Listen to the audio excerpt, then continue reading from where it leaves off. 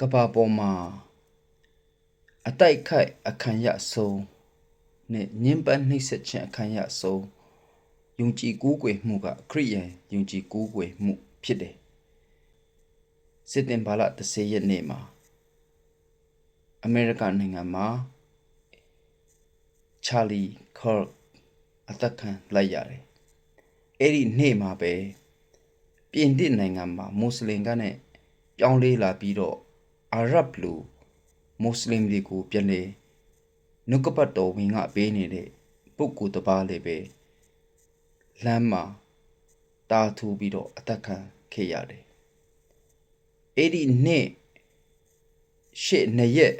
အထိမှာကွန်ဂိုနိုင်ငံမှာဝတ်ပြုနေတဲ့ခရစ်ယာန်တွေကိုအတမ်းဖက်တွေကအစုလိုက်အပြုံလိုက်တိုက်ဖြတ်ပြီးတော့ဖမ်းဆီးခဲ့ကြတယ်အနည်းဆုံး80အထက်ကိုသူတို့တတ်ခဲ့တယ်တချို့ကိုသူတို့ဖမ်းဆီးသွားခဲ့တယ်ဒီအရာတွေကတရက်သေးမှာတပတ်သေးမှာဖြစ်နေတဲ့အရာဖြစ်တယ်အဲ့တော့တစ်နှစ်လုံးနဲ့တွက်လိုက်ရင်ခရစ်ယာန်ဘာသာဟာအင်မတန်မှညင်ပတ်နှိမ့်ဆက်ခြင်းတိုက်ခတ်ခြင်းကိုခံရတယ်ဆိုတာကကျွန်တော်မြင်သက်တယ်ဖြစ်နေတဲ့အရာတွေဖြစ်တယ်ဒါတွေမကသေးဘူးအခုကဘာမှာဖြစ်ပျက်နေတဲ့အရာတွေကိုကျွန်တော်တို့ကြည့်တဲ့အခါမှာခရစ်တော်ရဲ့တုန်တင်ဆုံးမခြင်းကိုဆန့်ကျင်တဲ့အရာတွေကနီးစနစ်ကြနဲ့ကိုစာဒမနကတိဆောက်ပြီးတော့တိုက်ခိုက်နေတယ်ဆိုတာကိုကျွန်တော်မြင်နေရတယ်အမေရိကနိုင်ငံရဲ့သမိုင်းကိုကြည့်တဲ့အခါမှာသူနိုင်ငံကိုတည်ထောင်ခဲ့ကြတဲ့ကောင်းဆောင်တွေကခရစ်တော်နောက်လိုက်တွေဖြစ်ခဲ့ကြတယ်ပြီးတော့သူတို့တရားဥပဒေတွေ constitution တွေကိုဆွဲခဲ့တဲ့အချိန်မှာနှုတ်ကပတ်တော်ကနဲ့သူတို့များစွာအခြေခံပြီးတော့သူတို့ကိုးကားခဲ့ကြတယ်ဆိုတာတွေ့ရတယ်ဒါပေမဲ့ဒီနှစ်အမေရိကနိုင်ငံကိုကြည့်တဲ့အခါမှာအစိုးရအဆင့်မှာတော်လကောင်းပညာရေးအမှုပညာဆိုရှယ်မီဒီယာကန္ဒစုံမှာဖယားမဲ့တွေရဲ့ဩဝါဒတွေအယူတွေသွန်သင်မှုတွေကလွမ်းမှုနေတယ်ဆိုတာကိုကျွန်တော်မြင်နေရတာဖြစ်တယ်အကျိုးဆက်အဖြစ်လူငယ်စေကျော်သက်ကလေးတွေလိင်အင်္ဂါပြောင်းတဲ့အရာတွေအများကြီးရှိလာတယ် LGBTQ+ တွေကိုထောက်ခံတဲ့အပြင်ကိုညီပြီးတော့ထောက်ပံ့ပေးတဲ့အရာတွေအများကြီးရှိလာတယ်ကိုဝန်ပြတ်ချနှုံးတွေအရင်များလာတယ်အိမ်ထောင်ကွဲတဲ့အရာတွေကတစ်ဆက်မက23ဆက်4ဆက်အများကြီးအိမ်ထောင်ကွဲကြတယ်ယုံရင်ဆန်ခတ်မှုတွေအများကြီးဖြစ်လာတယ်အဲ့တော့ပါဒတရားကိုကိုးကွယ်ခြင်းဆိုတာကအင်မတန်မှအယူသီးပြီးတော့ရှေးခိတ်ဆန်လွန်းတဲ့ယူရတလေတစ်ခုလိုမြင်ကြတယ်ခရစ်ယာန်ဘာသာကလူအခွင့်အရေးလူသားတွေရဲ့အခွင့်အရေးကိုပိတ်ပင်တားဆီးတဲ့အရာဖြစ်တယ်ဆိုပြီးမှခရစ်ယာန်ဘာသာကိုအဆူးမြင်တဲ့အရာခရစ်ယာန်ဘာသာကိုမုန်းတီးတဲ့အရာကအမြင့်ဆုံးအဆင့်ကိုရောက်ရှိနေတယ်ခရစ်ယာန်ဘာသာကိုလူတွေစွန့်လွတ်လာကြတယ်အဲ့တော့ဒီအရာတွေကအင်မတန်မှကြောက်စရာကောင်းတဲ့ခရစ်ယာန်ရဲ့တုန်တင်ချက်ခရစ်တော်ရဲ့တုန်တင်ချက်နဲ့ဆန့်ကျင်ဘက်ဖြစ်နေတဲ့လက္ခဏာအချို့ကျွန်တော်ပြောနေခြင်းဖြစ်တယ်နောက်တစ်ခုကအခုပါလက်စတိုင်းနိုင်ငံတည်ရှိရေးကိုနိုင်ငံအတီးတီးကအတည်ပြုနေတဲ့အရာတစ်ခုဖြစ်တယ်ဒီအရာကအနောက်နိုင်ငံခရစ်ယာန်နိုင်ငံလို့တည်ခဲ့ကြတဲ့နိုင်ငံတွေရဲ့အစိုးရအဆင့်တွေမှာလေဖျားမဲ့တွေရဲ့အယူတွေ စိတ်ဝင်ပြီးတော့အမြင့်တွယ်နေတယ်ဆိုတဲ့တက်တဲ့တစ်ခုဖြစ်တယ်အခုအမေရိကနဲ့အမတမခင်မင်းရင်းနှီးပြီးတော့မဟာမိတ်ကြီးဖြစ်တဲ့ကနေဒါနိုင်ငံတို့ UK Australia နိုင်ငံကအစ Israel ကိုငင်းပယ်ပြီးတော့ခနဲ့ပါလက်စတိုင်းနိုင်ငံတည်ထောင်ရေးကိုအတိအမှတ်ပြုခဲ့ပြီးဖြစ်တယ်ဒါကခရစ်ယာန်တယောက်အနေနဲ့ခရစ်ယာန်နိုင်ငံတနိုင်ငံအနေနဲ့လုံးဝလက်ခံလို့မရတဲ့အရာဖြစ်တယ်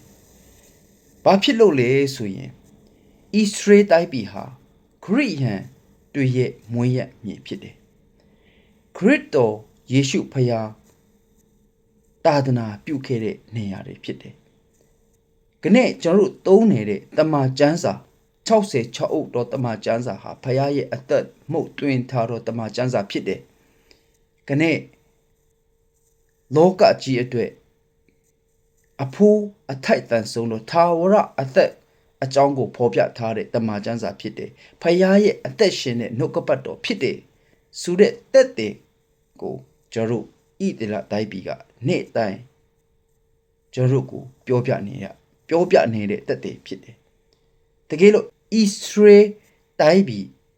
မရှိတော့ဘူးဆိုရင်တမန်ကျမ်းစာရဲ့တည်ရှိခြင်းကိုထောက်ပြဖို့အထောက်ထားအများကြီးပပျောက်သွားမှာဖြစ်တယ်အဲ့တော့အခုပါလက်စတိုင်းနိုင်ငံကိုကြီးတဲ့ရှိဖို့ two stick solution ဆိုတဲ့အရာကတကယ်လို့ဖြစ်လာခဲ့ရင်ဣသရေလကသူတို့ရဲ့တိုင်းပြည်တစ်ချမ်းကိုပါလက်စတိုင်းကိုပေးရမှာဖြစ်တယ်အဲ့တော့ပါလက်စတိုင်းဒီကအဲ့မှာနိုင်ငံတနိုင်ငံအနေဖြင့်ရပ်တည်လာတဲ့အခါမှာအခုပါလက်စတိုင်းဒီရှိတဲ့နေရာမှာဖြစ်နေကြအတိုင်းဟာမတ်စစ်သွေးကြွ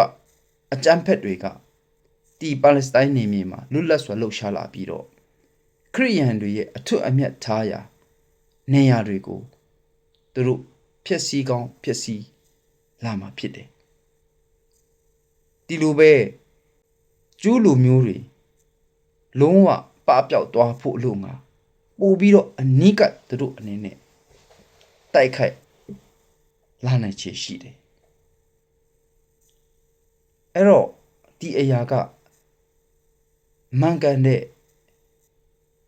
ပါလက်စတိုင်းနဲ့ဣသရေလပြည်ထနာဖြစ်ရှင်းတဲ့နည်းလမ်းတစ်ခုမဟုတ်ဘူးဆိုတော့ကိုဒီနေ့အမေရိကတမတတွေကအစဒီအရှိအလေပိုင်းပဏိပက္ခမှာစိတ်ဝင်စားပြီးတော့ခိတ်အဆက်ဆက်လေ့လာခဲ့တဲ့လူအများကြီးကဒါကိုရှုတ်ချနေကြတာဖြစ်တယ်ဒါပေမဲ့တစ်ဖက်မှာဝန်နေစွာပဲကမ္ဘာနိုင်ငံပေါင်း150ကျော်က UN မှာ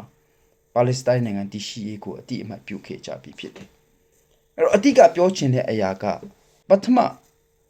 ကျွန်တော်ပြောသလိုပဲဂရိယန်ဘာသာကိုတိုက်ခိုက်တဲ့အရာဂရိယန်ဘာသာကိုညှဉ်းပန်းနှိပ်စက်တဲ့အရာကကန္တပေါင်းစုံကနေစုပေါင်းပြီးပါတိုက်ခိုက်နေတယ်ဆိုတဲ့အရာကဒါကျွန်တော်တို့ငင်းပယ်လို့မရတဲ့အခြေအနေတစ်ခုဖြစ်တယ်ယုံကြည်သူတယောက်အနေနဲ့ဒီအခြေအနေတွေကိုကျွန်တော်တို့ကောင်းကောင်းနားလည်ဖို့လိုအပ်တယ်အဲ့ဒါမှကျွန်တော်တို့ကဆက်ပြီးတော့မပူမနွေးအိတ်ဆက်မဲ့အချိန်မဟုတ်တော့ဘူးဆိုတော့ကိုကျွန်တော်တို့ပူပြီးနားလေသဘောပေါက်လာမှာဖြစ်တယ်ဒါပေမဲ့ဖယားသခင်ကဒီလူအချိန်အနေမှာယုံကြည်သူတွေကိုပြစ်မထားဘူးဆိုတဲ့အရာဖယားသခင်ကဆက်ပြီးတော့အမှုပြုနေတယ်ဆိုတဲ့တက်တွေကျွန်တော်တို့အများကြီးကပ္ပတော်လွမ်းမှာမြင်ရတယ်အထူးခြားဆုံးတော့အခုပူပူနွေးနွေးလေးဖယားသခင်ကျွန်တော်တို့အထင်မှာအမှုပြုတဲ့အရာကတော့အခုလက်ရှိအမေရိကမှာဖြစ်နေတဲ့ချာလီခတ်အသက်ခံရတဲ့အရာဖြစ်တယ်စက်တင်ဘာလ21ရက်မှာချာလီခတ်ကိုအောက်မဲ့တဲ့အခမ်းအနားကိုအမေရိကမှာကျင်းပခဲ့တယ် ဒီအခမ်းအနားကအင်မတန်မှထူးခြားပြီးတော့တမိုင်းဝင်ခဲ့တဲ့အခမ်းအနားတစ်ခုဖြစ်ခဲ့တယ်အခု commentator တွေကပြောတဲ့အရာကိုကျွန်တော်နားထောင်ကြည့်ရင်ချာလီခတ်လိုပဲအင်မတန်မှကြီးမားခဲ့တော့ပုဂ္ဂိုလ်တွေရဲ့ဇာပနာတွေကိုလုပ်ခဲ့ကြတယ်ဒါပေမဲ့ဒီ21ရက်နေ့မှာအမေရိကမှာဖြစ်သွားတဲ့ Charlie Kirk Memorial Service မှာတက်ရောက်တဲ့လူဦးရေလောက်ဘယ်တော့မှမရှိခဲ့ဘူးလူပေါင်း300,000ကျော်တက်ရောက်ခဲ့ကြတမိုင်းဝင်ရဲ့တခုဖြစ်သွားခဲ့တယ်အဲ့တော့ဒီထက်ထူးခြားတဲ့အရာကဒီအခမ်းအနားမှာဝိညာဉ်တော်ဖရားရဲ့လှုပ်ရှားမှုကိုတက်ရောက်တဲ့သူတွေကခံစားခဲ့ကြတယ်သူတို့ရဲ့တက်ခံချက်သူတို့ရဲ့အင်တာဗျူးတွေကိုကြည့်တဲ့အခါမှာသူတို့အများကြီးဒီဖရားရဲ့လှုပ်ရှားမှုကိုထိတွေ့ခဲ့တယ်ဆိုတဲ့အရာကိုကျွန်တော်ကြားရတယ်ဒီကင်မရာရိုက်တဲ့လူတစ်ယောက်ပြောတာကသူကကင်မရာကြီးကိုက်ထားပြီးမှဒီအခမ်းအနားကိုရိုက်နေရတယ်ဒါပေမဲ့ဒီနိုးထမှုကိုသူမြင်တဲ့အခါမှာသူ့ရဲ့လက်တွေကဆက်လက်ကင်မရာကိုမကိုက်နိုင်တော့ဘူးအဲ့တော့ကင်မရာကိုချပြီးတော့လက်မြောက်ပြီးတော့ဖရားကိုဟိုပြုတ်ကိုွယ်ခဲ့တယ်လို့သူပြောတယ်ဒီအခမ်းအနားမှာမိခွန်ပြောခဲ့ကြတဲ့သမ္မတထရမ့်ကအစသူ့သမ္မတတို့ပြီးတော့အဲ့ဒီအရေးကြီးတဲ့ပုဂ္ဂိုလ်တွေများတော့အဖြစ်မိခွန်ပြောခဲ့တဲ့လူတွေထဲမှာပါစတာတွေမဟုတ်ပင်နဲ့နိုင်ငံရေးဖက်ကလူတွေဖြစ်ခဲ့တယ်အကြီးအကဲတွေဖြစ်ခဲ့တယ်ချာလီခတ်ရဲ့ပါစတာတော့ပါတာပေါ့ဒါမဲ့သူတို့ဒီနိုင်ငံရေးကောင်းဆောင်တွေတူးချင်းစီပြောခဲ့တဲ့မိခွန်တိုင်းမှာဖရားရဲ့တည်င်းကောင်းခရစ်တော်ရဲ့တည်င်းကောင်းကိုထိမိသူတို့ပြောခဲ့ကြတယ်ဒါကတိုက်ဆိုင်မှုတစ်ခုမဟုတ်ဘူးသူတို့တူးချင်းစီရဲ့နှလုံးသားမှာဖရားသခင်ကအလွတ်လုပ်နေတယ်အမှုပြုတ်နေတယ်ဆိုတဲ့အရာရဲ့တက်တည်ဖြစ်တယ်အဲ့တော့ဒီ speech အားလုံးကိုသုံးသပ်တဲ့ theology ဆရာကြီးတစ်ပါးပါပြောတယ်လေဆိုတော့ဒီနေ့ဒီအခမ်းအနားမှာဒီသမ္မတထရမ့်အပါအဝင်Erica Kirk အားလုံးသူတို့အားလုံးပြောခဲ့တဲ့မိခွန်းတွေတခုချင်းစီကတဲ့တကယ်ဧဝံဂေလိဆရာကြီးတစ်ပါးကဧဝံဂေလိဟောတာထက်ပို့ပြီးတော့ထိရောက်ပြီးတော့တိကျပြီးတော့ရှင်းလင်းလွန်းတယ်ဆိုပြီးမှသူမှတ်ချက်ပေးခဲ့တယ်နောက်ထပ်တစ်ခုသူ့တမတ JD Van အပါအဝင် commentator တချို့ပြောတာကချာလီခတ်တေပြီးတဲ့အသက်ခံရပြီးတဲ့နောက်ပိုင်းဒီနှစ်ပတ်အတော်အတွင်းမှာခရစ်တော်အကြောင်းပြောတဲ့အရာကသူတို့တပွားလုံးမှာပြောခဲ့တဲ့အရာထက်ပိုပြီးတော့များခဲ့တယ်ဆိုပြီးမှသူတို့တက်ထွက်ဆိုခဲ့တယ်ဒါကအနှုံးထမှုလက္ခဏာဖြစ်တယ်တကယ်တော့ဒီအခမ်းအနားမှာလက်ဝဲရင်းကိုဆက်လက်တိုက်ခိုက်ဖို့ကြွေးကြော်မဲ့နေ့ရက်လို့လေကျွန်တော်ပြောလို့ရတယ်အဲ့တော့သူတို့မကျေနပ်ချက်တွေသူတို့အချင်းချင်းအားပေးပြီးမှကျွန်တော်တို့တိုက်ပွဲဝင်ရမယ်ဆိုပြီးမှကြွေးကြော်ရမယ်နေ့ရက်လေးဖြစ်တယ်ဒါပေမဲ့ဒီအရာတွေကိုသူတို့တိတ်မပြောခဲ့ဘဲနဲ့ဖရားရဲ့အကြောင်းခရစ်တော်ဒါလင်ကျွန်တော်ရဲ့အဖြစ်ဖြစ်တယ်ဆိုတဲ့အကြောင်းခရစ်တော်ဒါလင်လောကကြီးရဲ့အဖြစ်ဖြစ်တယ်ခရစ်တော်ရဲ့တည်ခြင်းရှင်ပြန်ထမြောက်ခြင်းအကြောင်းတွေခရစ်တော်ရဲ့မေတ္တာအကြောင်းတွေကိုတော့သူတို့အားလုံးနီးပါးကတက်ခံပြီးမှပြောသွားခဲ့တဲ့အရာကိုကြည့်ချင်အားဖြင့်တကယ်ပဲဘုရားသခင်ရဲ့ဝိညာဉ်တော်ဟာဒီအခမ်းအနားမှာလှုပ်ရှားပြီးတော့ပိဋိပေးခဲ့တယ်ဆိုတာကကျွန်တော်တို့ငင်းပေလို့မရတဲ့အမှန်တရားဖြစ်တယ်ဒီထဲမှာအထူး highlight လုပ်ချင်တဲ့အရာက Charlie Kirk ရဲ့အမျိုးသမီး Erica Kirk ရဲ့ speech ဖြစ်တယ်သူမကမိနစ်30လောက်ပြောခဲ့တယ်လူတွေမျောလင့်တဲ့အရာကသူ့အနေနဲ့ မကျေနပ်ချက်တွေသူပြောလိမ့်မယ်သူရဲ့ဝမ်းနည်းတဲ့အရာတွေသူပြောလိမ့်မယ်ဆိုပြီးမှမျောလင့်ခဲ့တယ်ဒါပေမဲ့သူ့ရဲ့ speech တောက်လျှောက်မှာအမုန်းတရားကလေးစားခြင်းမဲ့အရာတခွန်းတလီမှမပါခဲ့ဘူး speech တောက်လျှောက်မှာသူကအမျိုးသားတွေကိုဘယ်လိုလုပ်ပြီးမှမိမိရဲ့အိမ်ထောင်ကိုအောင်မြင်စွာဦးဆောင်ရမလဲအမျိုးသမီးတွေအနေနဲ့ကိုယ့်ရဲ့တာဝန်ဝတ္တရားကိုတည်ခြင်းအဖြစ်အိမ်ထောင်ကိုဘယ်လိုတည်ဆောက်မလဲအဲ့တော့လူငယ်များကိုဘုရားသခင်ဘလောက်ချစ်တဲ့အကြောင်းသူ့အမျိုးသားချာလီရဲ့နှလုံးသားထဲမှာလူငယ်တွေကိုဘလောက်တန်ဖိုးထားတယ်လဲဆိုတဲ့အကြောင်းနဲ့လူငယ်တွေကိုသူအားပေးသွားခဲ့တယ်အဲ့ဒီအကြောင်းကိုပြောရင်းနဲ့ပဲသူ့ရဲ့အမျိုးသားကိုတတ်ခဲ့တဲ့လူငယ်ကိုလည်းခရစ်တော်ရဲ့မေတ္တာအားဖြင့်ငါခွင့်လွတ်တယ်ဆိုပြီးမှသူပြောခဲ့တယ်ခွင့်လွတ်ကြောင်းကိုသူဝန်ခံထွက်ဆိုခဲ့တယ်ဒီအခမ်းအနားကိုရောက်ရှိလာတဲ့လူတွေကချာလီရဲ့အမျိုးသမီးကိုအားပေးနှိမ့်သိပ်ဖို့ရောက်လာခဲ့ပေမဲ့ဒီအခမ်းအနားကချာလီရဲ့အမျိုးသမီးအေရစ်ကာခက်ကပဲသူတို့ကိုအားပေးပြီးတော့တိဆောက်ခဲ့တယ်အဲ့တော့ဒီသူမရဲ့ speech တောက်လျှောက်မှာလူတွေကမျက်ရည်ကျပြီးမှလက်ခုပ်တွေတီးပြီးမှဝမ်းမြောက်တဲ့အရာကြည်နူးတဲ့အရာတွေသူတို့ပြီးဝခဲ့တယ်ဆိုတာကိုကျွန်တော်တို့မြင်တွေ့ခဲ့ရတယ်အဲ့တော့သူရဲ့ speech ထဲမှာနောက်တစ်ခုကျွန်တော်တို့ highlight လုပ်ရမယ့်အရာက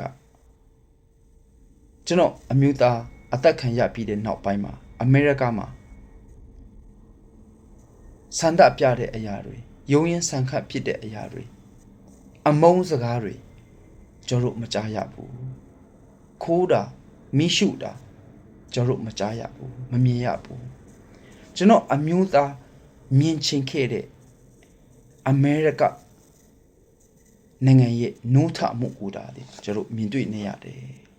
ဆိုပြီးမှသူပြောခဲ့တယ်ပြီးတော့သူကိုနိုင်ကလည်းပဲဒီသူ့ရဲ့အမျိုးသားကထွန်းညှိခဲ့တဲ့ဒီအလင်းရောင်မိတိုင်ကိုသူဆက်ပြီးတော့ထွန်းလင်းစေမယ်ဒီခရစ်တော်ရဲ့သာသနာမှာသူဆက်ပြီးတော့ဒီထက်မကပါဝင်ပြီးမှအစေခံမယ်ဆိုပြီးမှဖျားရှိလူရှိမှာသူဂတိဝန်ခံမှုပြုခဲ့တယ်အဲ့တော့ဒီရဲ့ speech ကိုကောက်ချက်ချတဲ့ commentator တွေကဒီယာစုနှစ်ထဲမှာအကောင်းဆုံးသော speech ဖြစ်တယ်ဆိုပြီးမှမှတ်ချက်ပေးခဲ့တယ်အဲ့တော့မိတ်ဆွေအနေနဲ့လေတကယ်လို့နားမထောင်သေးဘူးဆိုရင်တော့ဒီ speech ကိုနားထောင်ဖို့အားပေးခြင်းတယ်အဲ့တော့အင်္ဂလိပ်လိုနားမလဲရင်မြန်မာလိုဘာသာပြန်ထားတဲ့ဟာတွေရှိမှဖြစ်တယ်နားထောင်ကြပါအင်မတန်မှကောင်းတဲ့ speech ဖြစ်တယ်သူရဲ့နှလုံးသားထဲကနေယူစည်းလာတဲ့ဘုရားရဲ့နှုတ်ကပတ်တော်တွေကိုသူထွက်ဆိုခဲ့တဲ့ speech ဖြစ်တယ်ကျွန်တော်ကိုနိုင်တော်မှအဲ့ဒီ speech ကိုနားထောင်ခြင်းအဖြစ်မျက်ရည်ကျခဲ့တယ်နောက်ထပ်အရန်ထူးခြားတဲ့အရာတစ်ခုကအမေရိကတမတနဲ့အတူအရာရှိကြီးတွေတထဲကြီးတွေတလုံးတဝတီးနဲ့အတူတကွမြင်တွေ့ခဲ့ရတဲ့အခမ်းအနားတစ်ခုလည်းဖြစ်ခဲ့တယ်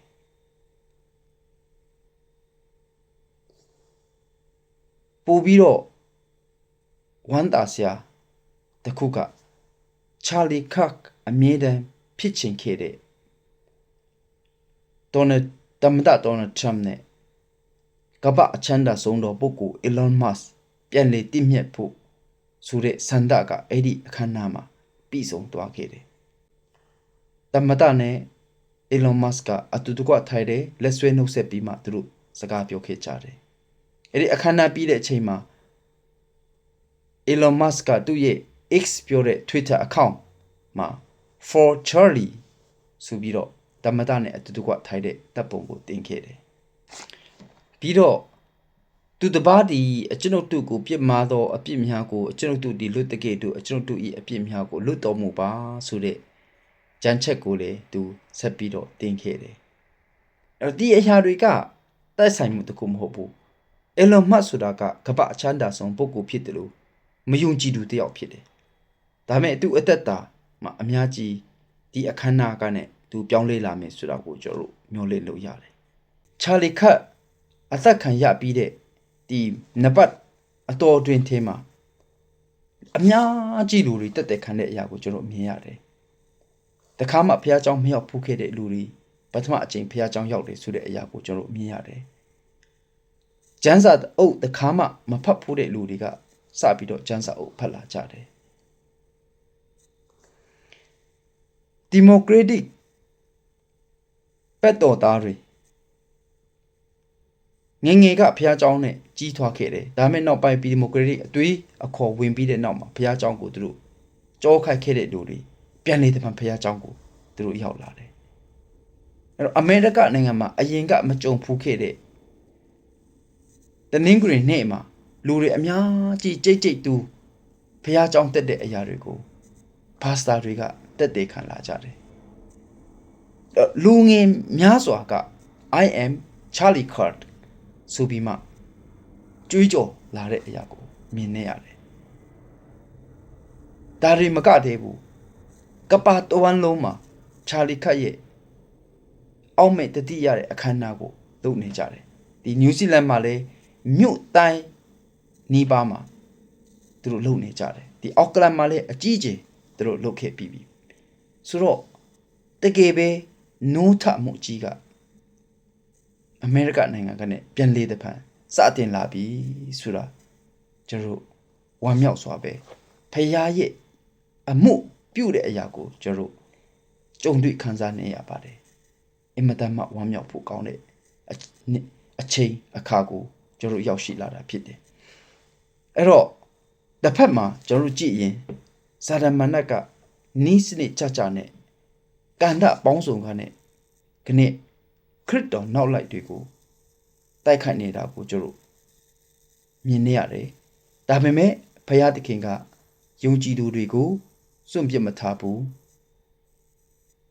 မယုံကြည်သူတွေကိုလည်းသူစွန့်ပစ်မထားတဲ့အတွက်ကြောင့်ခဏပြန်လေတဲ့ဖန်နှုံးထမှုကြီးကိုဘုရားသခင်ကအမေရိကနိုင်ငံကနေစတင်လာတာဖြစ်တယ်လွန်ခဲ့တဲ့ရာစုနှစ်တွေမှာအမေရိကနိုင်ငံဟာကမ္ဘာအသီးသီးကိုတာသနာပြုပြီးစေလွတ်ပြီးတော့အများဆုံးတာသနာပြုခဲ့တဲ့နိုင်ငံဖြစ်တယ်ခနဲ့သူကဲ့သို့သောနိုးထမှုကြီးအမေရိကနိုင်ငံကနေစတင်လာပြီဖြစ်တယ်အဲ့တော့တင်းနဲ့ကျွန်တော်အနေနဲ့လေးပဲဒီနိုးထမှုကြီးထဲမှာ